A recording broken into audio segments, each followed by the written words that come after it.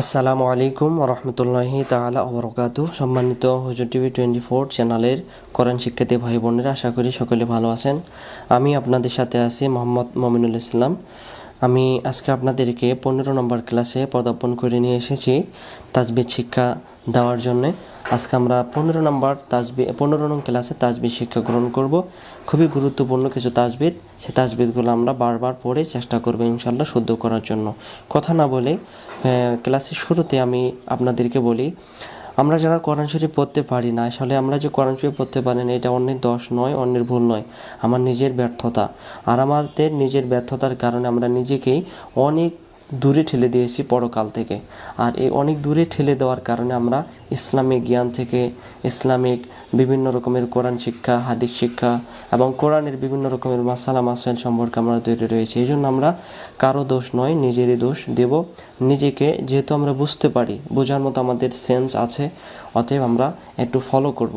এখন আমরা মৃত্যুবরণ করি নেই, অতএব আমরা বারবার নিজেকে সংশোধন করার জন্য চেষ্টা করব। এই জন্য আমি একটা ছন্দ বলি, ইনশাল্লাহ এটার ভিতরে শিক্ষা রয়েছে, আমরা শিক্ষাটা আমরা গ্রহণ করার জন্য চেষ্টা করব।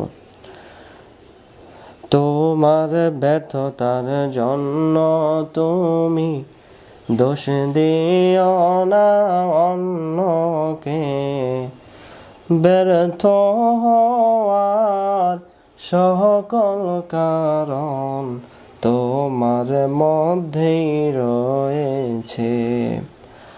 আমার ব্যর্থতার জন্য আমি দোষ দেব না অন্যকে, ব্যর্থ হওয়ার সকল কারণ আমার মধ্যেই রয়েছে। নিজের দোষটি আগে ধর, পরের দোষের দরকার নাই।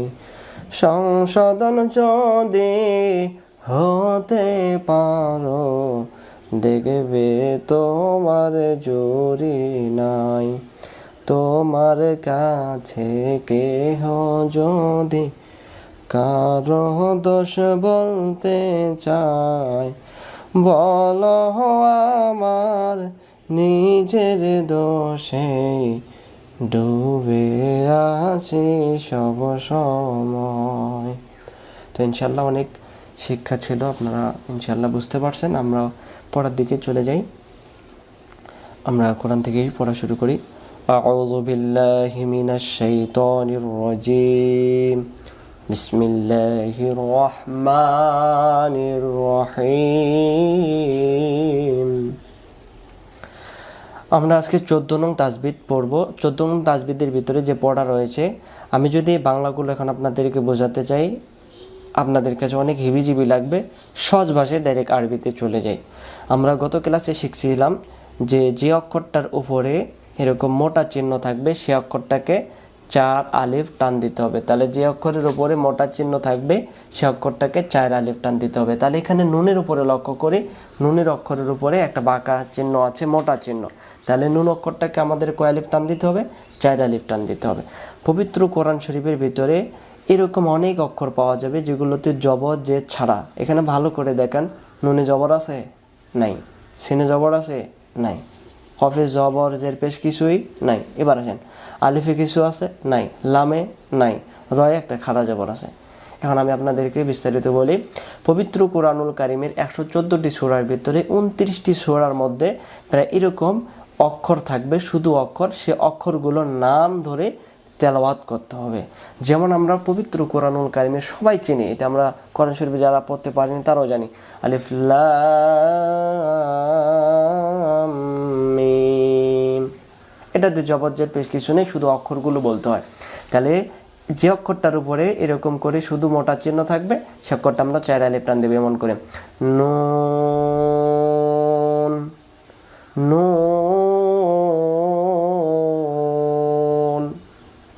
কোনো কিছু নেই, এভাবে পড়বো। সূরাতুল কলাম 29 পড়া, এই সূরাটার ভিতরে এভাবে দেওয়া আছে, নুন ওয়াল কলামি ওয়া মা ইয়াসতুরুন। এরপরে আসেন, এখানে দেখেন শুধু সিন যুক্ত আছে, সিন অক্ষর, জবর নাই, জের নাই, পেশও নেই। তাহলে 114টা সূরার ভিতরে কিছু জায়গা আমরা পাবো শুধু অক্ষরগুলো। তখন আমরা কি করব, সেই অক্ষরগুলো নিয়ে আমরা শুধু পড়াশোনা করব।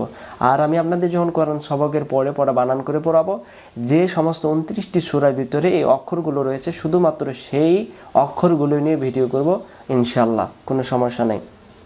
এরপরে আসেন, এটার নাম হলো কফ। আবার বলেন তো এটার নাম সিন। আবার যদি কোরআন শরীফে যাই, এখানে শুরু করে দিই সা, তখন কিন্তু এর উচ্চারণ হবে না। তাহলে আমরা এই পড়ার ভিতরে বুঝলাম যে কোরআন শরীফের ভিতরে 29টি সূরার মধ্যে এরকম করে অক্ষর পাওয়া যাবে, সে অক্ষরের নাম ধরে বলতে হবে। জবজ্জের পেশ নাই, জবজ্জের দেওয়াও যাবে না। আর আল্লাহ তাআলা পবিত্র কোরআনুল কারীম নাজিলের মধ্যে বলে দিয়েছেন যে পবিত্র কোরআন অর্থ হলো দুইভাবে হয়, একটা বোঝার জন্য, আর একটা আল্লাহ তাআলা শুধু জানে, আর কেউই জানে না, পৃথিবীর ভেতরে কেউই বলতে পারবে না। যেমন আলিফ লাম র, এর অর্থ শুধু আল্লাহ তাআলা জানে, পৃথিবীর ভিতরে কেউ জানে না। আর এই অর্থগুলো আল্লাহ তাআলা কিয়ামতের ময়দানে আল্লাহ তাআলা জান্নাতি যারা হবে সেই জান্নাতি ব্যক্তিদেরকে জান্নাতের ভিতরে আল্লাহ তাআলা নিজেই এগুলো অর্থ বলে বলে শোনায় দেবেন। জোরে বলে সুবহানাল্লাহ। আল্লাহ তাআলা আমাদেরকে কোরআন পড়ার ছেলে সে জান্নাতে প্রবেশ করার জন্য তৌফিক দান করুক, আমরা বলি আমিন। এটা অনেক কথা রয়েছে, আমি যেহেতু পড়াচ্ছি কথা না বলি। আলিফ লাম র। তাহলে আমরা বলছিলাম যে অক্ষরের উপরে মোটা চিহ্ন পাওয়া যায় সে অক্ষরে 4 আলিফ টানতে হয়। তাহলে লামের উপরে মোটা চিহ্ন, লামটা 4 আলিফ। আলিফের উপরে 1 আলিফও নেই, মোটা চিহ্ন নাই, জবরও নাই, জেরও নাই, পেশও নেই, কিছু নেই, হামজাও বলা যাবে না। তাহলে এটাকে আমরা কি বলবো, আলিফ। আলিফ আলিফ লাম র। র র অক্ষরের উপরে অনেক ধরনের কোরআন শরীফে খাড়া জবর আছে, অনেকেরই কোরআন শরীফে আবার নাই।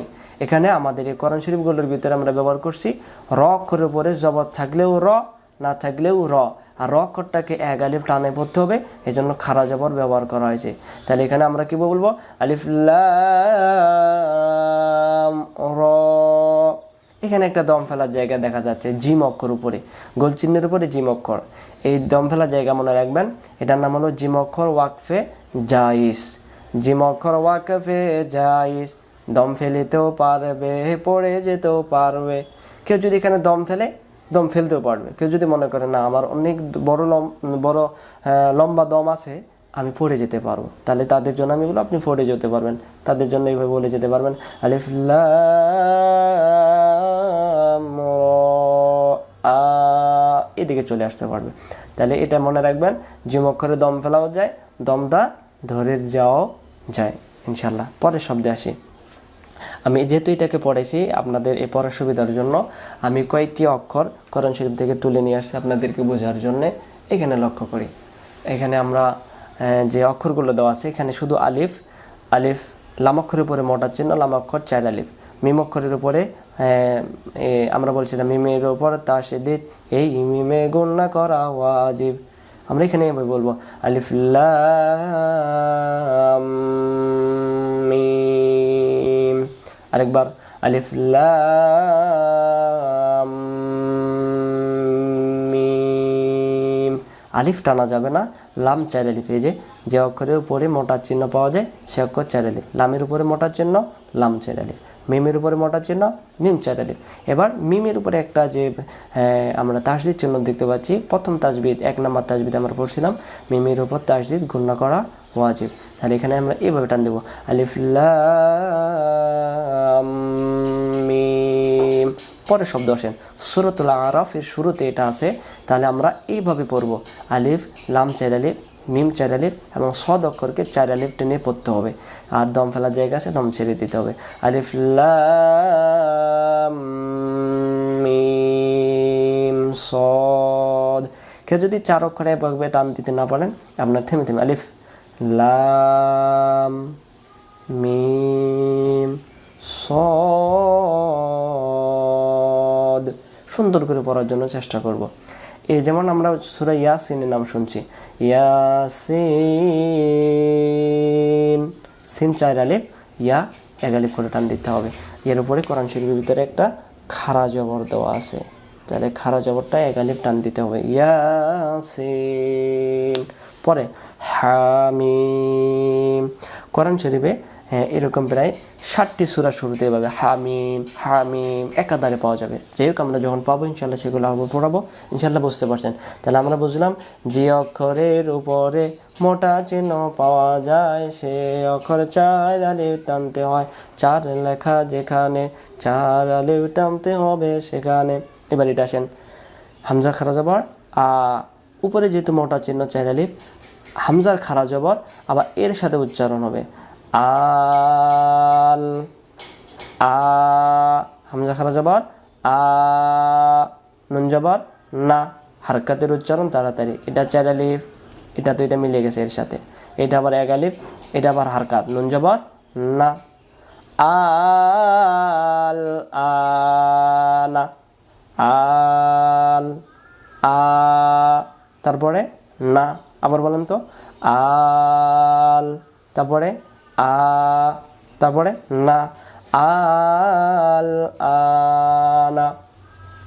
হ্যাঁ, আমরা পরের শব্দে যাই। এবার ওয়াও জবর ওয়া, লাম জবর লা। এইখানে দেখেন আলিফ আছে, এখানে লাম আছে, আলিফে কিছু নাই, লামে কিছু নাই। তাহলে এই লামের জবরটা এই তাসদিদ আছে, এই তাসদিদে চলে আসবে। লাম জবর লা, লা মিলবে দদের সাথে লাদ, লাদ। দেখেন যে এখানে তাসদিদ আছে, আবার এইখানে আবার তাসদিদ চিহ্ন আছে। এই তাসদিদটাকে আমরা কীভাবে পড়বো? লাম জবর লা, লা মিলবে দদের সাথে লাদ, দদের উপরে জবর বাকি আছে এখন, দদ জবর দ, দ মিলবে লামের সাথে দল, ওয়ালা দল। এই যে দেখতেছেন, এই যে মোটা চিহ্ন, এই জন্য 4 আলিফ, ওয়ালা দলিন,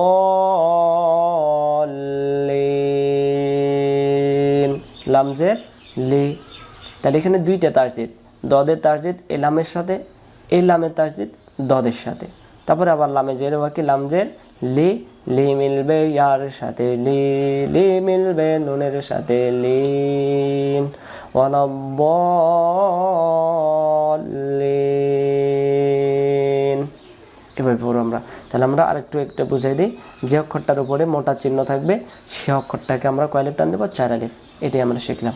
পরের তাসবিদে আসি। 14 নং তাসবিদের পরে ইনশাল্লাহ এখন আমরা 15 নং তাসবিদ শিখবো। এখানে লেখা আছে সাদিদা। সাদিদা শব্দটি আরবি, বাংলা শব্দের অর্থ কি? শক্ত। সাদিদা অর্থ শক্ত। হ্যাঁ, মাস্ক লেখা আছে হামজার উপর সুকুন তাহলে আওয়াজ শক্ত করে পড়তে হয়। এবার আমি বুঝাই দিতেছি। এটা আগে ছিল আলিফ, আলিফের উপরে সাকিন দেওয়ার কারণে আলিফের নাম হামজা। এটা হলো বা, এটা ছিল আলিফ, এই যে উপর থেকে নিচের দিকে ডান দিকে টান। আমি প্রথম ক্লাসে বলছিলাম একটা আলিফ হলো 2 ধরনের, একটা আলিফ এরকম, আরেকটা আলিফ হলো উপর থেকে নিচের দিকে যদি ডান দিকে টান থাকে, এই দিকে আপনার পড়ার জায়গায় এখন পড়তে পারবেন ডান দিকে। এই যে এটা অনেকে আমরা লাম ধরে পড়ি, লাম ধরে পড়লে এটা ভুল হয়ে যাবে।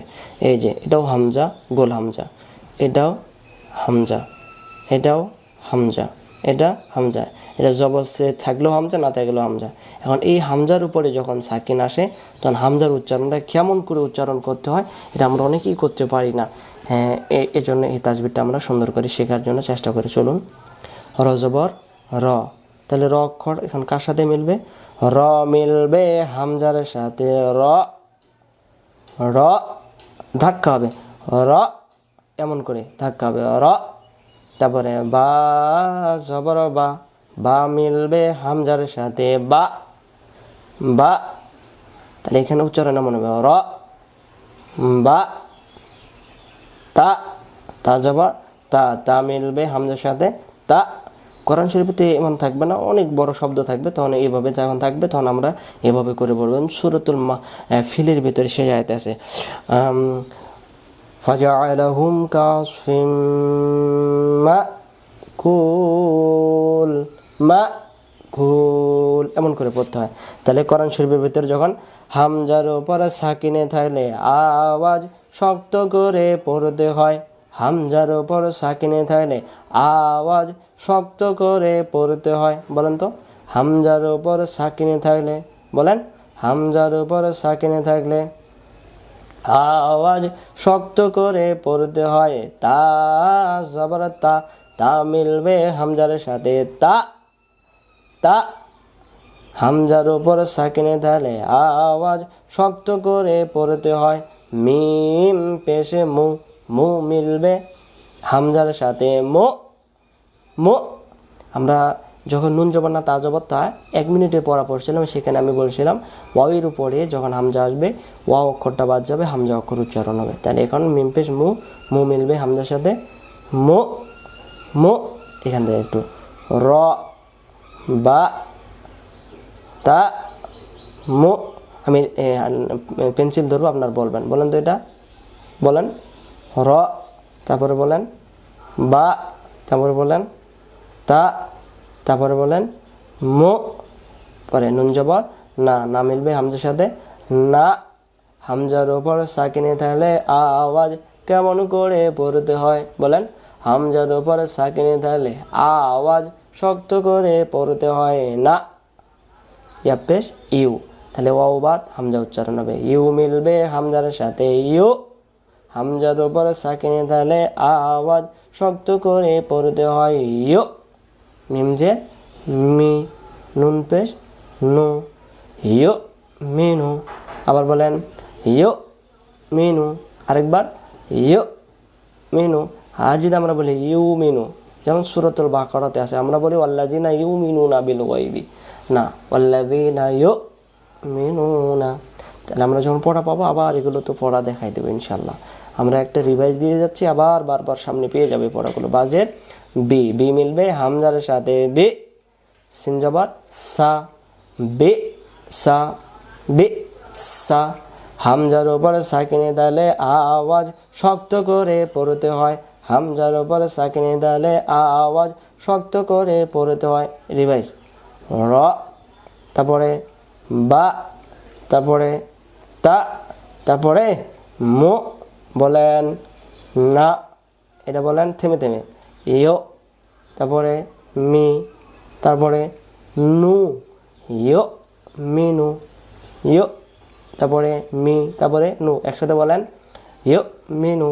এটা বাজের বি, বি মিলবে হামজার সাথে, বি সিন জবর সা, বি সা। ইনশাল্লাহ আশা করি বুঝতে পারছেন। আমরা পরের শব্দ, আমরা গুরুত্বপূর্ণ সবচেয়ে একটা গুরুত্বপূর্ণ পড়ায় আসছি, 16 নং তাজবিদে আল্লাহ শব্দ পড়ার নিয়ম।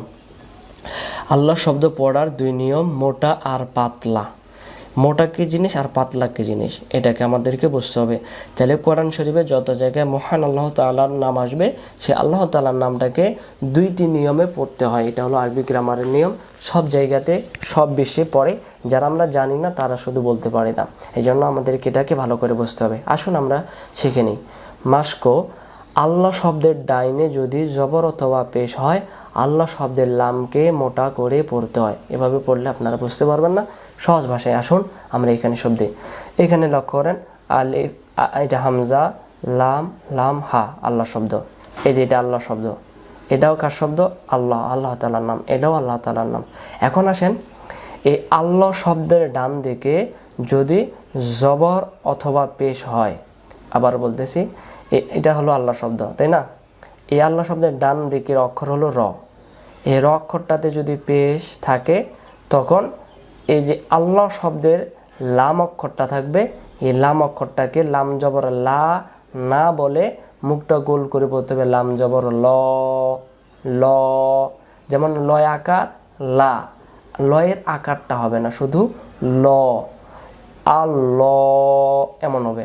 তাহলে এখানে লক্ষ্য করেন, আল্লাহ শব্দের ডান দিকে, আবারও আল্লাহ শব্দের কোন দিকে? ডান দিকে। ডান দিকে যদি না বুঝেন তাহলে বলবেন যে আল্লাহ শব্দের সামনে যদি, তাহলে আল্লাহ শব্দের সামনে কি আছে? জবর। তাহলে আল্লাহ শব্দের যে তাসদিদওয়ালা খাড়া জবর উপরে থাকবে, তাসদিদের উপরে, এটাকে লাম জবর ল বলতে হবে। এটাও আল্লাহ শব্দের ডান দিকে পেশ। যখন আল্লাহ শব্দের ডান দিকে জবর আর পেশ পাওয়া যাবে, তখন আল্লাহ শব্দের যে লাম অক্ষরটা আছে, এই আল্লাহ শব্দের লাম অক্ষরটাকে ল পরে উচ্চারণ করতে হবে, লা বলা যাবে না। যেমন হামজা জবর আ, এই লামে তো কিছু নেই, তাই না? তো এটা এভাবে থাক। এবার আ মিলবে লামের সাথে, আল, লাম জবর ল, সবখানে লাম জবর লা হবে, শুধুমাত্র আল্লাহ শব্দ যখন পাওয়া যাবে, এই আল্লাহ শব্দের ক্ষেত্রে যখন ডান দিকে জবর অথবা পেশ পাওয়া যাবে তখন ল বলতে হবে। আল্লাহ, আল্লাহ, যেহেতু খারা জবর এক আলিফ, আল্লাহ। পেশ হু, হু মিলবে মিমের সাথে, হুম, মিম জবর মা, আল্লাহুম্মা, মিমের উপর তাসদীদ, এই মিমে গুণনা করা ওয়াজিব, বাড়তি আছে যেখানে গুণনা হবে সেখানে। আল্লাহ, আবার বলেন আল্লাহুম্মা। আরেকবার, যেটা আমরা দরুদ শরীফে, দোয়া মাসুরা এবং দোয়া কোনের শুরুতে আমরা পাই, আল্লাহুম্মা সাল্লি আলা, দোয়া মাসুরা, আল্লাহুম্মা ইন্নী যালামতু নাফসি, দোয়া কুনুত, আল্লাহুম্মা ইন্না নাস্তাঈনুকা সুবহানাকা আল্লাহুম্মা। ইনশাআল্লাহ বুঝতে পারছেন। এবার আসেন, তাহলে এই লামটাকেও ল বলতে হবে। ল কেন হবে? এইটা পেজ আছে। তাহলে আমরা বুঝলাম আল্লাহ শব্দ পড়ার দুই নিয়ম, মোটা আর পাতলা।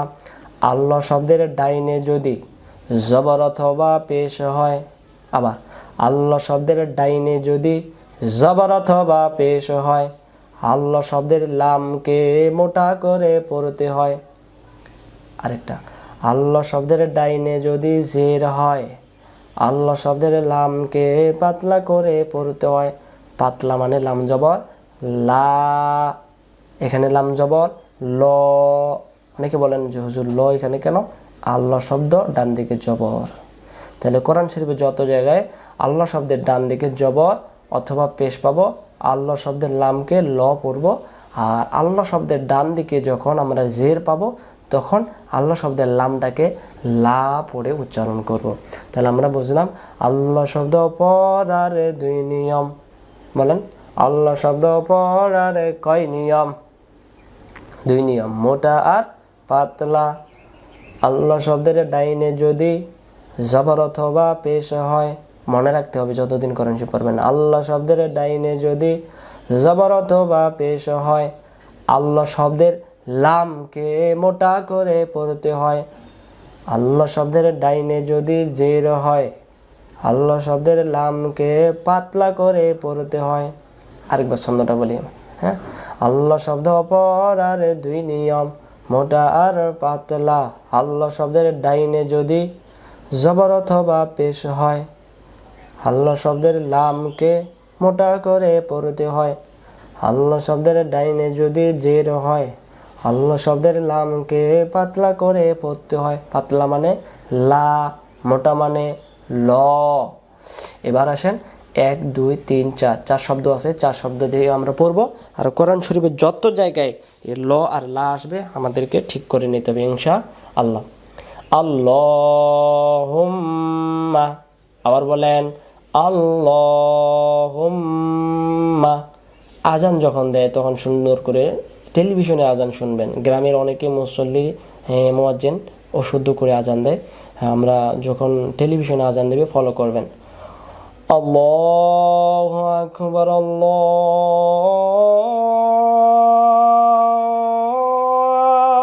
আকবার, আল্লাহু আকবার, আল্লাহু আকবার। আল্লাহ উচ্চারণ করে। তাহলে আমরা বুঝলাম। এখানে এবার আসেন, নুন জবর না, জবর বামে আলিফ এক আলিফ টান, জবর বামে আলিফ তাহলে এক আলিফ টান, না রব পেশ রু, আলিফ কিছু নাই, লামে কিছু নেই। রয়ের পেশ কার সাথে আসছে? লামের সাথে। তাহলে রু মিলবে লামের সাথে, রুল, না রুল। লাম জবর ল, ল কেন হলো? এই যে সামনে পেশ। এবার দেখেন ল আবার কার সাথে মিলবে? হা অক্ষরের সাথে। কেন? হা অক্ষরে আর দি সেকেন্ড করে দিতে হবে। এই যে দমফেলা জায়গা, এক আলিফ মাদের বামে আর দি সেকেন্ড হইলে 3 আলিফ টানতে হয়। নারুল্লাহ, ল হি বলা যাবে না, এটাকে মনে মনে বাদ দিতে হবে। আমরা গত ক্লাসে শিখছিলাম নারুল্লাহ, থেমে থেমে না। আবার বলেন না রুল ল। পরে আসেন হাফেজ হু, ওয়াও জবর ওয়া, আলিফে কিছু নেই, লামে কিছু নেই। আল্লাহ শব্দের ডান দিকে কি? জবর। এই যে এই প্রথম নিয়মটা। তাহলে ওয়া মিলবে লামের সাথে ওয়াল, লাম জবর ল, হু, ওয়াল ল, হাফেশ হু। এটা দম ফেলার জায়গা নয়, এটা স্টার চিহ্ন, তারকা চিহ্ন, যে যেটা বুঝেন। তাহলে এটা দম ফেলার জায়গা নয়, এই জন্য পেশটা আর ডিসেন্ড করা যাবে না। এটা একটা শব্দ আর কি, হ্যাঁ বুঝেছি এটা শব্দ, শেষে একটা স্টার চিহ্ন ব্যবহার করছে। হুয়াল্লাহু, আবার হুয়াল্লাহু, যেমন সূরাতুল ইখলাস কুল হুয়াল্লাহু আহাদ। আমরা যদি পুরো কুল হু আল্লাহু আহাদ, অনেকগুলো ভুল হয়ে যায়। আমি সূরা ইখলাস পড়েছি, দেখে নিয়ে আসেন। বাজের বি, বি মিলবে সিনের সাথে বিস, বিস। এবার মিমজের মি, মি কার সাথে চলে যাবে? এই লামের সাথে। আলিফে লামে কিচ্ছু নেই। মি মিলবে লামের সাথে মিল, বিস মিল। লা, এক আলিফ, এক আলিফের পরে মনে মনে সাকিন হলে এক আলিফটা 3 আলিফ হয়ে যায়। লা মিলবে হায়ের সাথে লা, বিসমিল্লাহ। তাহলে এখানে ল বলা যাবে না, আল্লাহ শব্দের ডাইনে জের। আল্লাহ শব্দের ডাইনে যদি জের হয়, আল্লাহ শব্দের লামকে পাতলা করে পড়তে হয় বিসমিল্লাহ। রিভাইস, আল্লাহুম্মা। আরেকবার বলেন, বলেন বলেন, আল্লাহুম্মা। তারপরে বলেন নারুল্লাহ। পরে বলেন হুয়াল্লাহু। এবার বলেন বিসমিল্লাহ। যেমন আউযু বিল্লাহ, এটা লা, বিসমিল্লাহ, এটাও লা। আলহামদুলিল্লাহি রাব্বিল আলামিন, লা। তাহলে আল্লাহ শব্দের ডান দিকে কোরআন শরীফে যত জায়গায় যে তত জায়গায় লা। আল্লাহ শব্দের ডান দিকে জবর অথবা পেশ, তখন আল্লাহ শব্দের লামকে ল পরে পড়তে হবে। ইনশাআল্লাহ আজকে এই পর্যন্তই, আর পড়াচ্ছি না। আমাকেও তেমন ভালো লাগতেছে না, খারাপ লাগতেছে। দোয়া রাখবেন আমি যেন আবারও সুন্দর করে ক্লাসে নিয়ে আসতে পারি সামনে ক্লাসে। আল্লাহ তাআলা আমাদেরকে সবাইকে কবুল করুক। আসসালামু আলাইকুম ওয়া রাহমাতুল্লাহি ওয়া বারাকাতুহু।